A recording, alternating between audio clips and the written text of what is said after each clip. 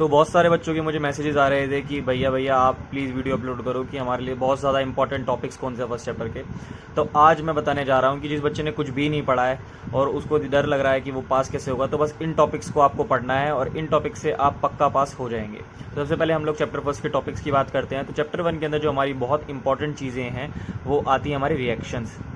100% important है और इनके अंदर से क्वेश्चन आएगा ही आएगा। तो आप सोच रहे होंगे कैसे रिएक्शन से क्वेश्चन आएगा। तो सबसे पहले क्वेश्चन आएंगे हमारे कॉम्बिनेशन रिएक्शन से,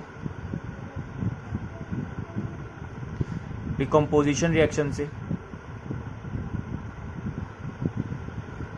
displacement, double displacement, oxidation and reduction.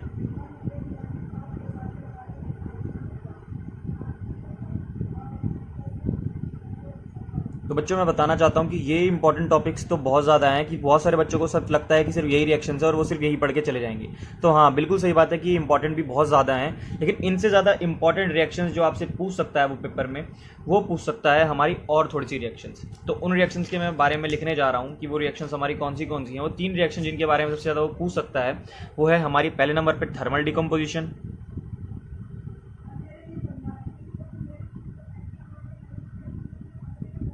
दूसरे नंबर पे आती है हमारी इलेक्ट्रोलाइटिक डिकम्पोजिशन,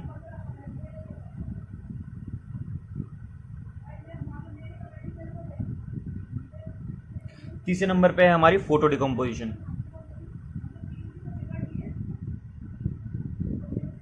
तो फर्स्ट टर्म के सिलेबस के अकॉर्डिंग बहुत सारे बच्चों का फर्स्ट टर्म का एग्जाम हो चुका है और कुछ बच्चों का फर्स्ट टर्म का एग्जाम नहीं हुआ है। तो ये टॉपिक्स इतने ज़्यादा इंपॉर्टेंट है कि ये इस बार पेपर में पूछने के बहुत ज़्यादा चांसेस हैं और फर्स्ट टर्म के लिहाज से ये बहुत ज़्यादा इंपॉर्टेंट हैं। तो आपसे वो कैसे पूछ सकता है, वो आपसे इनका एक एग्जाम्पल मांग सकता है बस, और कुछ नहीं। या फिर वो आपको ऐसी 3 रिएक्शन दे देगा जिनके बारे में आपको लिखना होगा कि आप थर्मल डिकम्पोजिशन, इलेक्ट्रोलाइटिक डिकम्पोजिशन और फोटो डिकम्पोजिशन के बारे में बताएं। या फिर आपसे वो सीधा सीधा एक एग्जाम्पल पूछ लेगा कि आपको एक एक एग्जाम्पल लिखना है इन तीनों का। तो अगर आपको इन तीनों रिएक्शंस के एग्जाम्पल्स पता है तो अच्छी बात है, लेकिन अगर आपको नहीं पता है तो हम आपको बताने जा रहे हैं उन तीनों एग्जाम्पल्स के बारे में। तो पहले नंबर पे वो जो रिएक्शन आती है थर्मल डिकम्पोजिशन की वो है MgCO3। जब रिएक्ट करेगा, हम लोगों को एक चीज़ पता है, डिकम्पोजिशन में जो रिएक्टेंट होता है वो सिंगल होता है और उसी से डिफरेंट डिफरेंट प्रोडक्ट्स बनते हैं। तो यहाँ पर हमने मैग्नीशियम कार्बोनेट को लिया है, उससे हमारा मैग्नीशियम ऑक्साइड प्लस में CO2 बने हैं। तो बच्चों ये एग्जाम्पल है हमारे थर्मल डिकम्पोजिशन के, क्योंकि यहाँ पर हीट है। दूसरे नंबर पे आ जाता है हमारा इलेक्ट्रोलाइटिक डिकम्पोजिशन। तो इसके अंदर हम क्या करेंगे, हम लेंगे वाटर को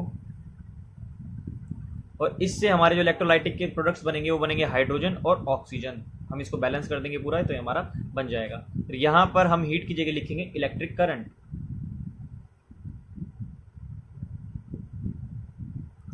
तीसरे नंबर पे आती है हमारी लास्ट एग्जाम्पल जो है फोटो डिकम्पोजिशन का रिएक्शन। इसके अंदर हम लोग लेंगे 2H2O2